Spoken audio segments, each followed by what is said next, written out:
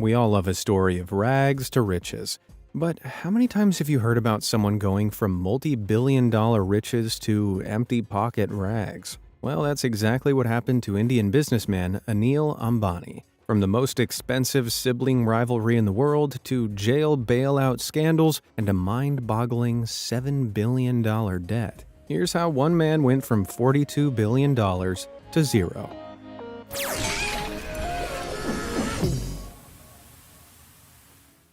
Ambani Rising.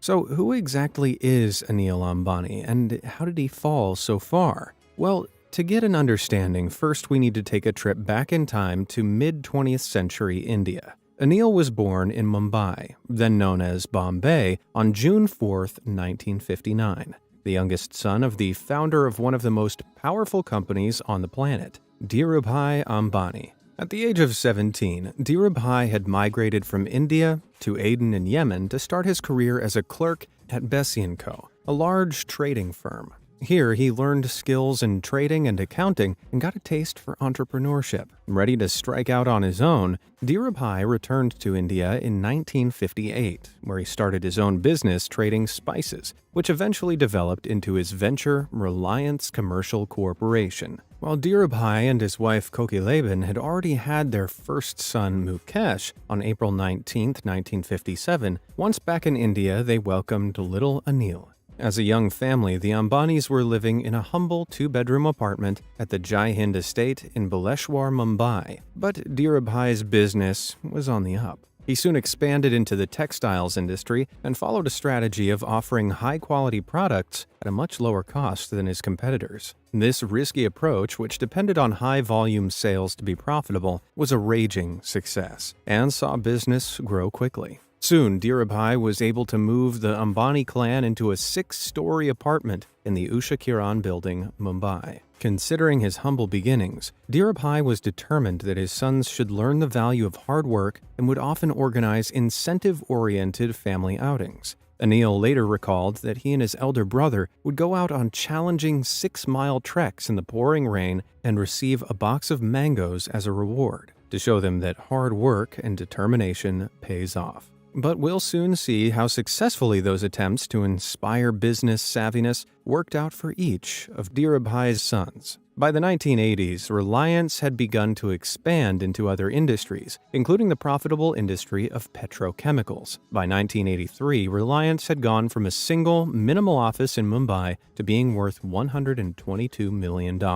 As profit continued to pile in, Dhirubhai purchased a colossal 14-story high-rise property in Cuff Parade, a significant business district in Mumbai, which became the official Ambani family home. There was never any question of whether brothers Anil and Mukesh would join the family business, and by their mid-20s, both had important roles within Reliance Industries. Aged just 24 at the time of their respective inductions into Reliance, Mukesh joined in 1981 as a hands-on facilities manager, and Anil came through the door in 1983 as an executive dealing with business investors and the press. The roles suited each man perfectly. Mukesh was the more low-key, rigidly focused businessman who liked spending his evenings in with his wife Nita and 2 children. Anil, on the other hand, was a little more extravagant, enjoying running with Mumbai's elite crowd, mixing with socialites and Bollywood stars, developing a reputation as something of a playboy. While Mukesh shied away from the spotlight, Anil relished in it. But Anil's love of stardom proved quite a problem in more ways than one. Ambani Civil War. While Anil loved mixing with those in the Bollywood Hall of Fame to strengthen business relationships, he also had his very own romance with Bollywood actress Tina Moonim. While they say love is blind, Anil's family certainly weren't when it came to Tina's profession. At that time, being in the film industry was slightly taboo for a traditional family like the Ambanis, and Anil and Tina were soon encouraged to call it quits. However, after a lot of convincing, Anil's parents reluctantly gave their blessing, and in February 1991, Anil and Tina were finally married. While Anil might have thought that this was the last major feud he'd have with his family members, he had no idea the storm that was coming. By 2002, Reliance had grown into a $15 billion conglomerate, but tragedy was about to strike the Ambani family. On July 6th that year, Dhirubhai Ambani died suddenly of a heart attack, aged 69. At the time of his unexpected passing, Dhirubhai was ranked the 138th richest man in the world according to Forbes, with a net worth of $2.9 billion. At the time, the Parliament of India had strict rules about inheritance, and the Ambanis had to follow a law called the Hindu Succession Act. Under the Hindu Succession Act, the personal property of a man who dies without leaving a will has to be divided among his widow and children. In the case of the Ambanis, the responsibility of running Reliance was the biggest issue to iron out. As the eldest, Mukesh took on the mantle as chairman of the family business, and Anil became the vice chairman. While this might seem like a logical conclusion to the problem of succession, the two brothers were very different, and cracks began to show as soon as the power shift occurred. As the eldest, Mukesh saw himself as the sole boss of things, whereas Anil saw the two as equal, and it reached a point where each brother was making important decisions for the company without consulting the other first. Sibling rivalries aren't exactly uncommon, especially when it comes to arguing who's the best. But the role of Reliance had become so important for India's economy that something needed to be done. Things got so bad that even India's finance minister tried stepping in to get these bickering brothers to make up, to no avail. It was going to take even more than a government official to quash the most expensive sibling rivalry of all time, and no one was more suited to settle this rift than Mommy Dearest, Kokilaban Ambani. However, despite Kokilaban's attempts to knock some sense into her sons, the issue of leadership remained, and neither brother was budging on the all-important point of who was to have ultimate control of the Reliance empire. Eventually, Kokilaban was able to get the squabbling boys to settle on a solution. Reliance was to be split in two, one half owned by Mukesh and one by Anil. While their views on who should be running things differed greatly, keeping Reliance as a multi-industry enterprise was one thing the brothers could agree on. Mukesh took on the already established profitable companies, namely Reliance Industries and Reliance Petrochemicals, whose main business was selling gas. Anil, on the other hand, wanted to take on the newer, flashier companies that showed great promise for growth, including Reliance Communications and Reliance Power. The split included a fraternal truce, in which neither brother could enter the other's industries to compete with their business for 10 years. It also contained another agreement called right of first refusal. This allowed either side to get a chance to buy out the other ahead of any other interested parties, in the case of business shares being sold. But while the truce seemed like a great solution, it would ultimately contribute towards some of the worst problems the brothers would ever face. After 3 years of negotiation, Reliance's split was finalized and approved by India's Supreme Court in December 2005. The brothers were able to go their separate ways, each giving a soft rebrand to their respective halves of the business. Mukesh dubbed his venture Reliance Industries Limited, and Anil's side became Reliance Anil Dhirubhai Ambani Group, more commonly known as Reliance ADA Group. By 2006, each was settled in their new roles as leaders of two of the biggest corporations in all of India. While they were still living under one roof at the Ambani huge family home, there couldn't have been more distance between the two, and both were determined to become the most successful Ambani. The Golden Years. In his early years as a solo act, Anil thrived. His first big venture was into the world of telecoms, and he successfully disrupted the industry with a low-cost mobile network provider dubbed Reliance Communications. This venture saw Anil invest around $2 billion in securing 3G wireless signal technologies to keep up with the advancements being made in the telecoms industry. In the late noughties, 3G was the height of tech, and soon, Reliance Communications was the #1 mobile provider in all of India. Anil didn't stop to enjoy his success, though, and pushed on to the next. In his quest to further strengthen his hold, Anil purchased the profitable AdLabs Films and their chain of movie theaters in 2005, renaming it Reliance MediaWorks. By 2008, Anil had become the owner of the largest multiplex operator in India, with more than 700 screens. Anil also made Hollywood connections and signed a $1.2 billion deal with American filmmaker Steven Spielberg to help fund his production company DreamWorks in 2008. His collaboration with DreamWorks meant that Anil reaped the benefits from some financially acclaimed titles you may recognize, including Warhorse, Lincoln, and Bridge of Spies. In 2012, Reliance MediaWorks helped fund movies garnering 11 Oscar nominations, including a win for Octavia Spencer's performance in The Help. Anil even held private screenings of his Hollywood hits at his home and had a star-studded roster of guests that included everyone who was anyone in Mumbai society, all except for Mukesh, that is.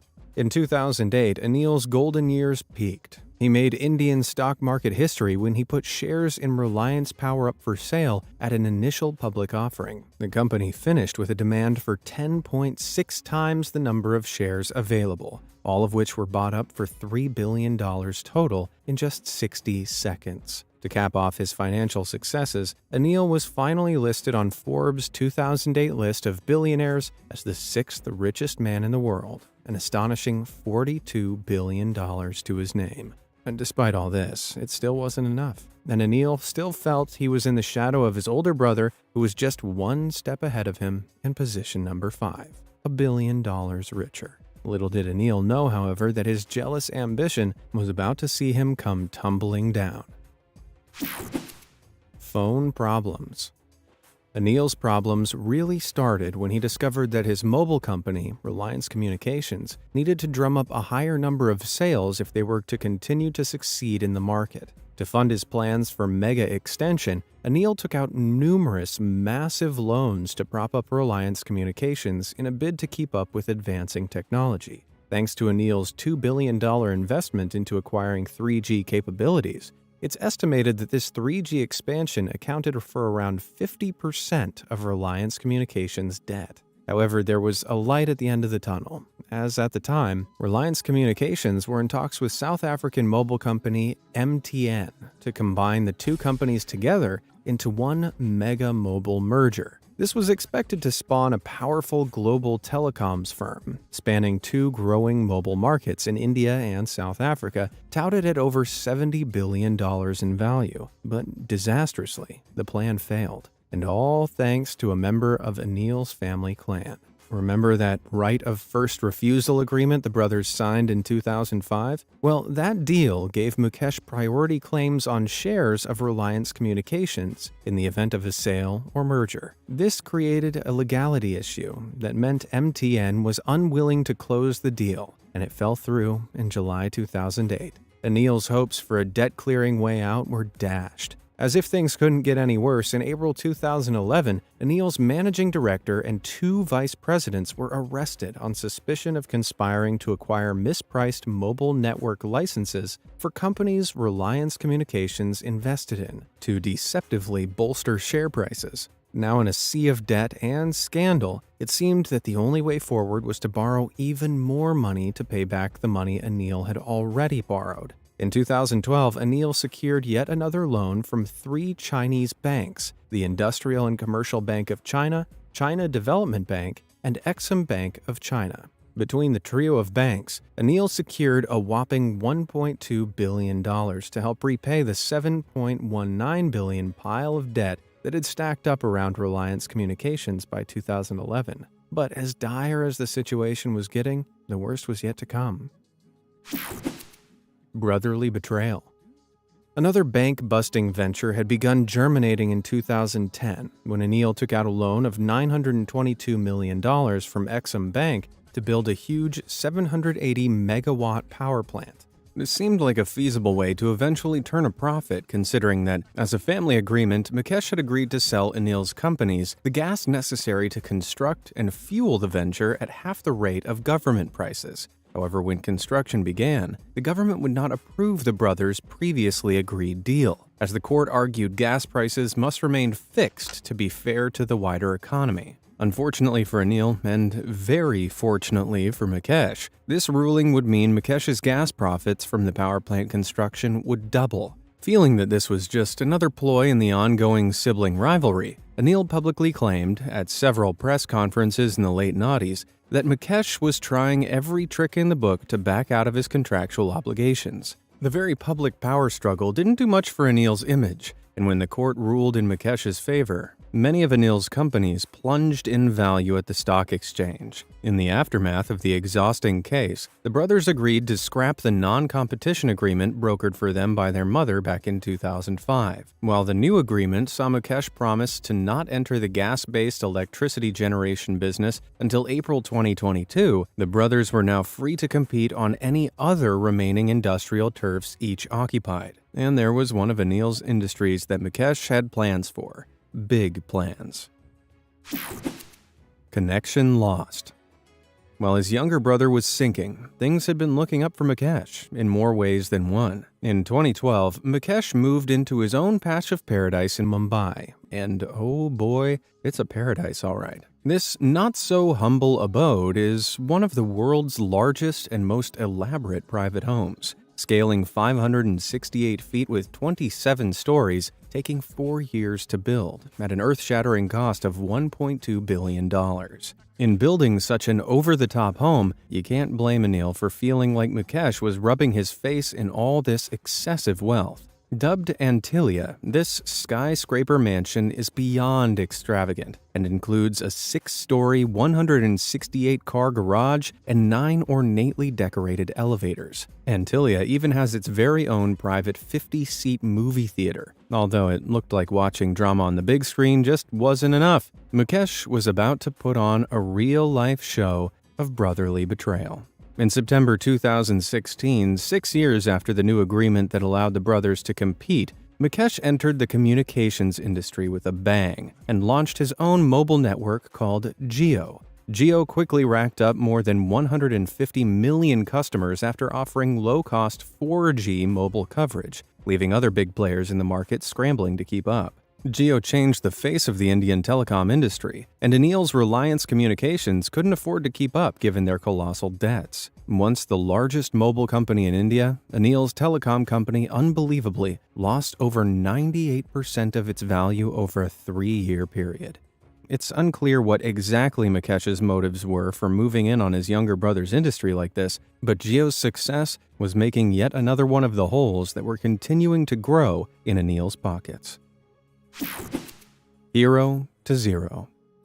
In the aftermath of Mukesh's success in the telecoms market, Anil landed in even more trouble. He was hit with a lawsuit from former partner and Swedish network company Ericsson in 2016 when he couldn't keep up with debt repayments for the $80 million he owed them, and was ordered by the Indian Supreme Court to pay up with interest or go to jail. With just days to go before the deadline, help arrived from an unexpected source. Straining to find a way to keep the Ambani name far away from any association with financial ruin, Mukesh knew he had to do something, and swooped in with the cash needed to save Anil from going fully under. While this might seem like an act of brotherly love, being bailed out by his brother like this would have been the peak of humiliation for Anil, given their financial feud. After the Ericsson fiasco, Anil knew that his days in the telecom sector were numbered, and in February 2019, Reliance Communications finally filed for bankruptcy. As if things couldn't get any worse, there were more lenders out there that were on Anil's trail.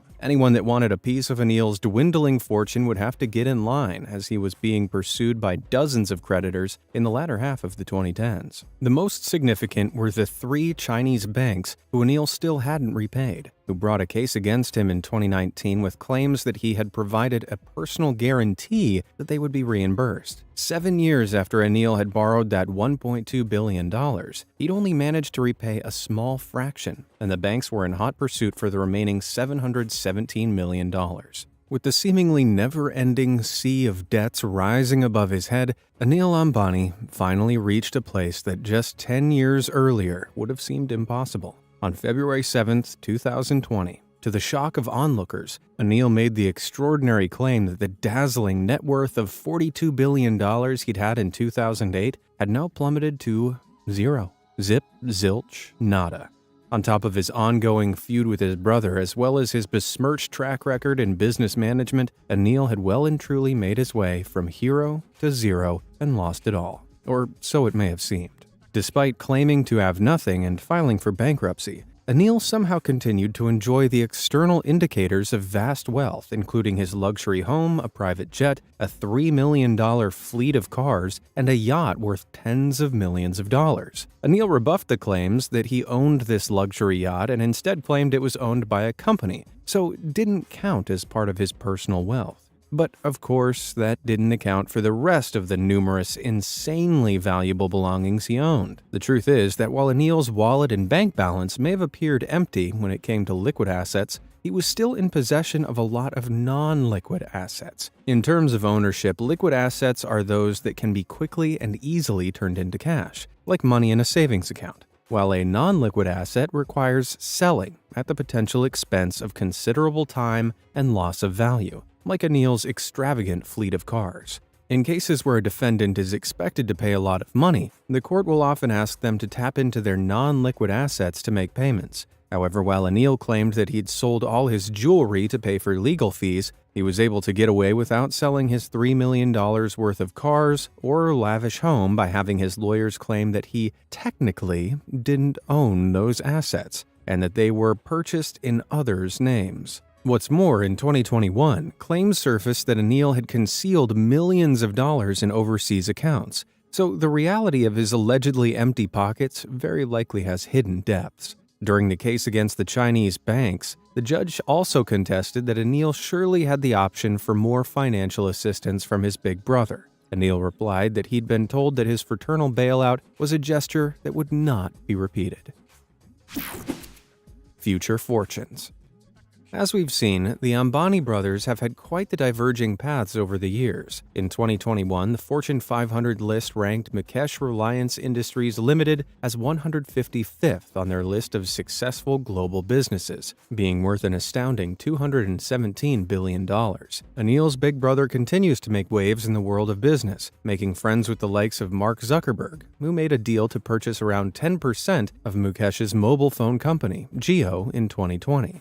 As of early 2022, Mukesh is the richest man in India, worth a staggering $92.7 billion.